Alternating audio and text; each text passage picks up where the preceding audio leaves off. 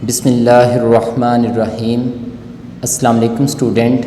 My name is Asadur Rahman and we are studying about the chapter number 5 that is physical state of matter. ठीक है, तो हमने इस chapter में आज जो नेक्स्ट टॉपिक पढ़ना है उसका नाम है एब्सोल्यूट टेम्परेचर स्केल। अगर हम इस टॉपिक को देखें तो ये बोर्ड में शॉर्ट क्वेश्चन के तौर पर आ चुका है। ठीक है, तो इसलिए आपने इसको शॉर्ट क्वेश्चन के तौर पर अच्छे तरीके से देख लेना। चलें स्टार्ट करते हैं। अब एब्सोल्यूट टेम्परेचर स्केल जो है इसका दूसरा नेम क्या है? Kelvin scale. ठीक है, तो अब इसको केल्विन स्केल क्यों कहा जाता है पहले इसकी तरफ आते हैं। तो क्योंकि एब्सोल्यूट टेम्परेचर स्केल जो है ये किसने इंट्रोड्यूस किया था, किसने मुतारफ़ करवाया था? लॉर्ड केल्विन ने। तो लॉर्ड केल्विन ने क्योंकि इसको मुतारफ़ करवाया था इसलिए इस एब्सोल्यूट टेम्परेचर स्केल का नाम क्या रख दिया? Kelvin scale. यहाँ तक बात समझ आ गई? चलिए नेक्स्ट चलते हैं। अब what is absolute temperature scale? Absolute temperature scale क्या है और इसकी ज़रूरत क्यों पेश आई, इसको हम बाद में स्टडी करेंगे। उससे पहले हम एक बेसिक टर्म को क्या करेंगे? स्टडी करेंगे, डेट इज़ एब्सोल्यूट ज़ीरो। अब ये एब्सोल्यूट ज़ीरो अगर बोर्ड में अलहदा से सिर्फ एब्सोल्यूट ज़ीरो पूछता है तो फिर आप अलहदा से शॉर्ट क्वेश्चन में सिर्फ इसकी डेफिनेशन लिखेंगे, और अगर आपसे पूछता है what is absolute temperature scale तो फिर आप सारा लिखेंगे। तो चलिए स्टार्ट करते हैं। एब्सोल्यूट ज़ीरो क्या है? आप कह रहे हैं कि वो टेम्परेचर जिस पर आपकी जो आइडियल गैस है उसका वॉल्यूम क्या हो जाए? ज़ीरो हो जाए। तो जिस टेम्परेचर के ऊपर भी आपकी जो आइडियल गैस है उसका वॉल्यूम ज़ीरो होता है उस टेम्परेचर को नाम क्या देते हैं? Absolute zero. यहाँ तक बात समझ आई? तो चलें इसकी डेफिनेशन क्या बनी? The temperature at which an ideal gas would have zero volume. वो टेम्परेचर जिस पर आपकी जो आइडियल गैस है वो क्या करती है? ज़ीरो वॉल्यूम रखती है, उसको नाम क्या देते हैं? Absolute zero. ठीक है, ये आपके पास क्या होगी? डेफिनेशन होगी। अब इस बात को समझते हैं कि ज़ीरो कैसे होता है, किस टेम्परेचर पर होता है। उसको समझने से पहले यहाँ पर लफ्ज़ इस्तेमाल किया आइडियल गैस। तो आइडियल गैस क्या होती हैं अभी आपने पढ़ना है कि आइडियल गैस और नॉन आइडियल गैस, दो किस्म की गैसेस पढ़नी है, आइडियल गैसेस और नॉन आइडियल गैसेस। तो आइडियल गैसेस किन्हें कहते हैं? वो गैसेस जो आपके गैस लॉज को फॉलो करती हैं उनको नाम क्या देते हैं? Ideal gas. अब गैस लॉ कौन कौन से आपने दो पढ़ लिए, बॉयल्स लॉ और चार्ल्स लॉ। बॉयल्स में आपने पढ़ा था कि वॉल्यूम और प्रेशर के दरमियान इन्वर्स रिलेशन होता है कि जब हम प्रेशर को बढ़ाते हैं तो गैस का वॉल्यूम कम हो जाता है। अब प्रेशर के बढ़ाने से वॉल्यूम कम हो गया, और अगर प्रेशर को कम करें तो वॉल्यूम क्या हो जाता है? ज़्यादा हो जाता है। तो इन दोनों के दरमियान इन्वर्स रिलेशन है। तो अब प्रेशर के बढ़ाने से वॉल्यूम कम हो और प्रेशर के कम करने से वॉल्यूम ज़्यादा हो, तो अगर गैस इस बात को फॉलो कर रही है, बॉयल्स लॉ को फॉलो कर रही है, तो उसको नाम क्या देंगे? Ideal gas. फिर आपने पढ़ा था चार्ल्स में कि वहाँ पर टेम्परेचर और वॉल्यूम के दरमियान डायरेक्ट रिलेशन होता है कि जब टेम्परेचर को बढ़ाते हैं तो वॉल्यूम भी बढ़े, टेम्परेचर को कम करें तो वॉल्यूम भी कम हो। तो अगर गैस इस लॉ को भी फॉलो कर रही है तो उस गैस को नाम क्या देंगे? Ideal gas.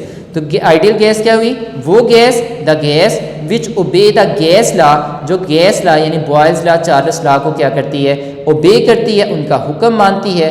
उन गैसेस को नाम क्या देते हैं? Ideal gases. तो कहते हैं कि वो टेम्परेचर जिस पर आपकी जो आइडियल गैस है उसका वॉल्यूम क्या हो जाए? ज़ीरो हो जाए, उसे नाम क्या देते हैं? Absolute zero. अब आपके ज़हन में आता है किस टेम्परेचर पर गैस का वॉल्यूम ज़ीरो होगा और ये हमने कैसे कैलकुलेट किया। अब उसकी तरफ आते हैं। चलें स्टार्ट करते हैं। आपने लास्ट लेक्चर में एक टॉपिक पढ़ा था चार्ल्स लॉ। चार्ल्स में आपने कहा था कि वॉल्यूम और टेम्परेचर के दरमियान कौन सा रिलेशन होता है? डायरेक्ट होता है कि अगर वॉल्यूम बढ़ता है तो टेम्परेचर भी बढ़ता है। तो टेम्परेचर के बढ़ने से वॉल्यूम भी इंक्रीज़ करता है और टेम्परेचर के डिक्रीज़ करने से वॉल्यूम भी क्या करता है? डिक्रीज़ करता है। That is they have direct relation. तो volume is directly proportional to the temperature. यहाँ तक बात समझ आ गई? चलें जी। अब इस बात को समझने के लिए मैं आपके सामने यहाँ पर एक छोटी सी एग्जांपल दे रहा हूँ, ज़रा इसे देखें। यहाँ पर सपोज करते हैं, यहाँ पर अगर हम देखें तो अगर हम देखें जब भी हम टेम्परेचर को इंक्रीज़ करते हैं, कितने डिग्री सेल्सियस इंक्रीज़ करते हैं? 1 डिग्री सेल्सियस क्या करते हैं? इंक्रीज़ करेंगे, या वो क्या करेंगे? डिक्रीज़ करेंगे। तो पहले हम इंक्रीज़ की बात कर लें। अगर हम टेम्परेचर गैस के लिए अगर हम टेम्परेचर को 1 डिग्री सेल्सियस क्या करेंगे? इंक्रीज़ करेंगे, तो उसका वॉल्यूम भी कितने गुना इंक्रीज़ करेगा? वहाँ पर जब इंक्रीज़ करेगा तो 1/273 ओरिजिनल वॉल्यूम के लिहाज से क्या करेगा? इंक्रीज़ करेगा। ठीक है, तो अगर हम देखें, अगर हम टेम्परेचर को 1 डिग्री सेल्सियस क्या करते हैं? डिक्रीज़ करेंगे, तो उसका वॉल्यूम जो है किस लिहाज से डिक्रीज़ करता है? 273 के लिहाज से क्या करता है, डिक्रीज करता है। अब एक चीज़ के बढ़ने से दूसरी चीज़ बढ़ती है और एक चीज़ के कम करने से दूसरी चीज़ क्या करती है, कम होती है। तो that is they have direct relation. ठीक है, चलें अब इस बात को समझते हैं। अब देखिए यहाँ पर सपोज करते हैं हमने एक गैस ली और उसका वॉल्यूम हमने कितना ले लिया, 546। ठीक है, तो 546 हमने इतना क्या ले लिया, यहाँ पर गैस का वॉल्यूम ले लिया, जबकि हमने टेम्परेचर कितना रखा, 0 डिग्री सेल्सियस। तो ये डिग्री सेल्सियस में मैंने 0 पे लिया। यहाँ तक बात समझ आ गई। चलें जी, अब आते हैं चार्ल्स लॉ की तरफ ही। अब देखिए मैं टेम्परेचर को बढ़ाता हूँ, 0 से कहाँ तक बढ़ाया, 1 डिग्री सेल्सियस तक मैंने क्या किया, इंक्रीज किया। अब टेम्परेचर बढ़ा है तो वॉल्यूम भी क्या करेगा, बढ़ेगा। यही है।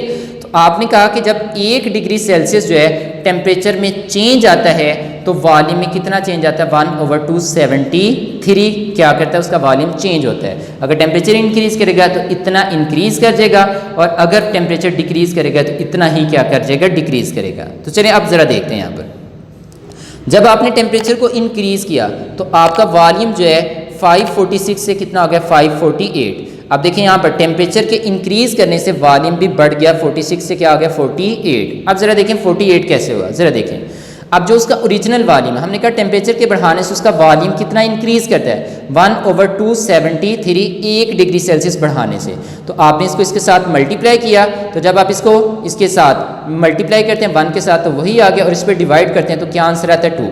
इसका मतलब 1 डिग्री सेल्सियस अगर आप टेम्परेचर को क्या करते हैं, बढ़ाते हैं, तो उसके वॉल्यूम जो है, ओरिजिनल वॉल्यूम जो है वो 1/273 क्या करेगा, इंक्रीज करेगा। यानी उसमें कितना ऐड हो गया, 2 ऐड हो गए। बात समझ आ गई। अगर आप दोबारा 1 से कहाँ पर जाते हैं, 2 डिग्री सेल्सियस पे जाएंगे, तो जब आप 2 डिग्री सेल्सियस पे जाएंगे तो दोबारा से वॉल्यूम इतना ही इंक्रीज करेगा, जो उसका ओरिजिनल वॉल्यूम होगा उसमें दोबारा से 2 ऐड हो जाएगा, इतना ही उसमें वॉल्यूम इंक्रीज करेगा, तो वो कितना आ जाएगा, 550 हमारे पास आ जाएगा। ठीक है, तो 1 डिग्री सेल्सियस की इंक्रीज करने से उसका इतना वॉल्यूम क्या करता जाता है, इंक्रीज करता जाता है। अब देखिए उसने टेम्परेचर को इंक्रीज करता गया, जैसे वो 273 के ऊपर पहुंचा तो उसने देखा कि जो स्टार्ट पे गैस ली थी, आपकी जो गैस का वॉल्यूम है टेम्परेचर के बढ़ाने से इंक्रीज करता है, तो 273 पे जाकर उसका जो वॉल्यूम है वो क्या हो गया, हमारे पास से डबल हो गया। ठीक है, तो उसने सोचा कि अगर 0 डिग्री सेल्सियस पे देखें तो टेम्परेचर 0 डिग्री सेल्सियस पे हमने इतना वॉल्यूम लिया था, तो जब हम टेम्परेचर को इंक्रीज कर रहे थे 273 पर पहुंचे तो टेम्परेचर के इंक्रीज करने से उसका वॉल्यूम भी इंक्रीज किया, और यहाँ पर आकर 273 पर उसका जो वॉल्यूम है वो क्या हो चुका है, डबल हो चुका है। यहाँ तक बात समझ आ गई। चलिए नेक्स्ट चलते हैं। फिर उसने ये सपोज किया कि अगर हम टेम्परेचर को डिक्रीज करना शुरू करें तो 273 पे अगर जाके डबल होता है, तो अगर हम टेम्परेचर को डिक्रीज करते जाएं तो कहाँ पर ले जाएं, -273।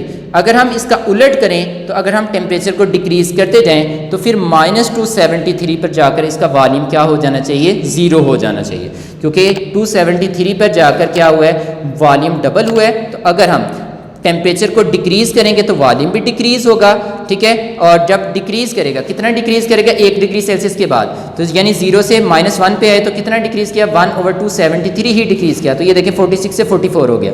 तो जब हर डिग्री सेल्सियस के बाद डिक्रीज करेगा तो -273 पे आके उसका वॉल्यूम क्या हो जाना चाहिए, 0 हो जाना चाहिए। फिर उसने ये यहाँ पर एक हाइपोथेटिकल वैल्यू दी, तो उसने कहा कि अब यहाँ पर वो टेम्परेचर जिस पर आपका गैस का वॉल्यूम क्या हो रहा है, 0 हो रहा है, तो उस टेम्परेचर को नाम क्या दे रहे हैं, एब्सोल्यूट 0। तो अब एब्सोल्यूट 0 जो है आपका गैस का वॉल्यूम किस टेम्परेचर पर फिर 0 हो रहा है, -273। तो इस -273 डिग्री सेल्सियस को नाम क्या देते हैं, एब्सोल्यूट 0, क्योंकि इस टेम्परेचर के ऊपर आपकी आइडियल गैस का वॉल्यूम क्या हो रहा है, 0 हो रहा है, इसलिए हम इसको नाम क्या देते हैं, एब्सोल्यूट 0।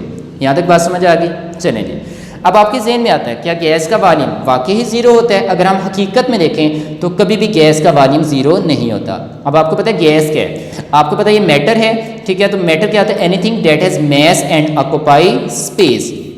अब इसका मतलब है कि ये भी कुछ ना कुछ जगह घेरेगी और इसका भी कुछ ना कुछ क्या आता है, मैस होता है।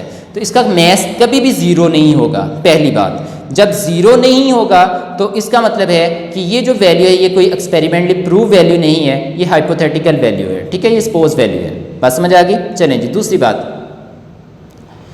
दूसरी बात ये कि अगर हम गैस को लें तो अगर हम उसको ठंडा करना शुरू करें तो इतने कम टेम्परेचर तक आने से पहले पहले ही आपकी जो गैस है वो लिक्विड में कन्वर्ट हो जाती है। तो जब वो लिक्विड में कन्वर्ट हो जाएगी तो आपकी गैस का वॉल्यूम तब भी ज़ीरो नहीं होगा। तो इसका मतलब है हकीकत में हमारे पास कभी भी गैस का वॉल्यूम जो है वो ज़ीरो नहीं होगा। लेकिन आपके पास एब्सोल्यूट ज़ीरो किसे कह रहे हैं, इसमें हमने सपोज किया कि वो टेम्परेचर जिस पर आपकी जो आइडियल गैस है उसका वॉल्यूम ज़ीरो होता है उसको नाम क्या देते हैं, एब्सोल्यूट ज़ीरो। डेफिनेशन समझ आ गई कि हमारे पास ये एब्सोल्यूट ज़ीरो किसे कह रहे हैं और किस टेम्परेचर को कह रहे हैं। तो आपके पास एब्सोल्यूट ज़ीरो किसे कह रहे हैं, -273, वो टेम्परेचर जिस पर आपके आइडियल गैस का वॉल्यूम ज़ीरो हो जाता है उसको नाम क्या देते हैं, एब्सोल्यूट ज़ीरो।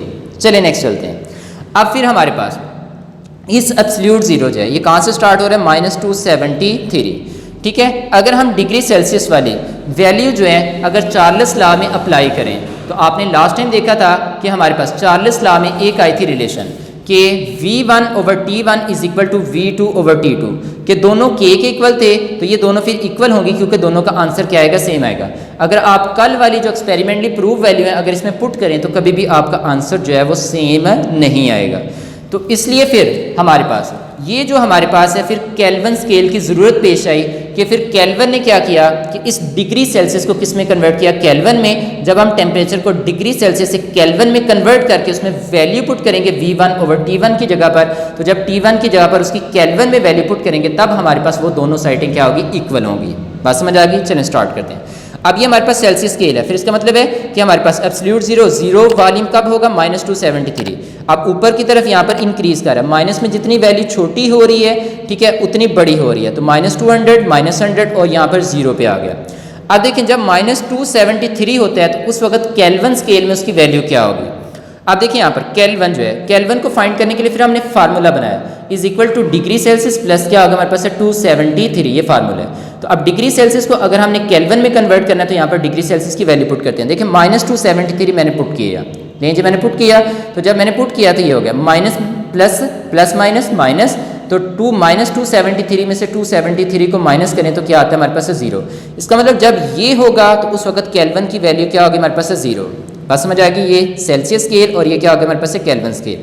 अगर आप ये 200 को इस डिग्री सेल्सियस की जगह पर पुट करेंगे तो आपके पास डिग्री सेल्सियस में पुट करने पर, इसमें से माइनस करने पर आपके पास केल्विन में क्या बचेगा 73।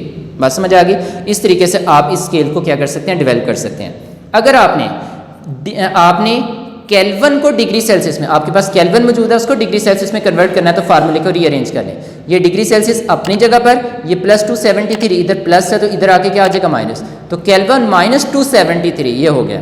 अब जैसे मैंने यहाँ पर लिया ये 273 यहाँ पर मैंने ये केल्विन है, इसमें कितने डिग्री सेल्सियस होंगे, तो मैंने केल्विन की जगह पर ये वैल्यू पुट की। अब जब पुट की तो ये देखें ये माइनस हुए तो क्या आ गया ज़ीरो। इस वक्त डिग्री सेल्सियस में वैल्यू क्या होगी हमारे पास है ज़ीरो होगी। बात समझ आ गई। इसी तरह एक और नीचे मैंने किया, अब degree Celsius is equal to हमारे पास क्या केल्विन -273। अगर हमने केल्विन को डिग्री सेल्सियस में कन्वर्ट करना है तो हम केल्विन की ये देखें यहाँ पर मैंने ज़ीरो लिया केल्विन को, तो उस वक्त डिग्री सेल्सियस की वैल्यू क्या होगी, जो 0 -273 करें तो -273, उस वक्त डिग्री सेल्सियस की वैल्यू क्या होगी -273। तो यहाँ तक ये हमारे पास स्केल हमने क्या किया, इस तरीके से डिवेल्प किया। अब जब भी हमने न्यूमेरिकल सॉल्व करना हो तो हमेशा डिग्री सेल्सियस को हम किस में कन्वर्ट करेंगे, केल्विन में, फिर उसमें टेम्परेचर उसको पुट करेंगे तो तब हमारे पास क्या होगी, वहाँ पर न्यूमेरिकल सही होगा। तब आपका जो चार्ल्स लॉ है वो एक्सपेरिमेंटली क्या होगा, प्रूव होगा। तो ये चार्ल्स लॉ को एक्सपेरिमेंटली प्रूव करने के लिए यहाँ पर फिर हमारे पास किसको दिया गया था, एब्सोल्यूट टेम्परेचर स्केल को। यहाँ तक क्लियर। तो अब बुक से देख लें। अब पहली लाइन में लिखा है कि Lord kelvin introduce the absolute temperature scale and kelvin scale. Lord kelvin ने एब्सोल्यूट टेम्परेचर स्केल या जिसे हम केल्विन स्केल कहते हैं इसको क्या किया था, मुतारफ करवाया था। ठीक है, आगे नेक्स्ट चलते हैं। This scale of temperature start from 0 kelvin. जब हम इसको केल्विन में लेते हैं तो वो कहाँ से स्टार्ट होता है, 0 केल्विन से स्टार्ट होता है। और डिग्री सेल्सियस में कहाँ से स्टार्ट होता है, -273।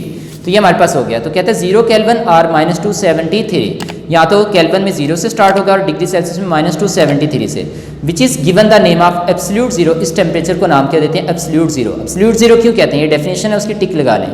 It is the temperature at which an ideal gas would have zero volume. ये वो टेम्परेचर होता है जिस पर आपकी आइडियल गैस क्या रखती है, ज़ीरो वॉल्यूम रखती है। तो उस टेम्परेचर को नाम क्या देते हैं, एब्सोल्यूट ज़ीरो। तो इस टेम्परेचर पर वो ये ख्याल करते थे कि यहाँ पर गैस का वॉल्यूम ज़ीरो हो जाना चाहिए, इसलिए इस टेम्परेचर को नाम क्या दिया उसने, एब्सोल्यूट ज़ीरो।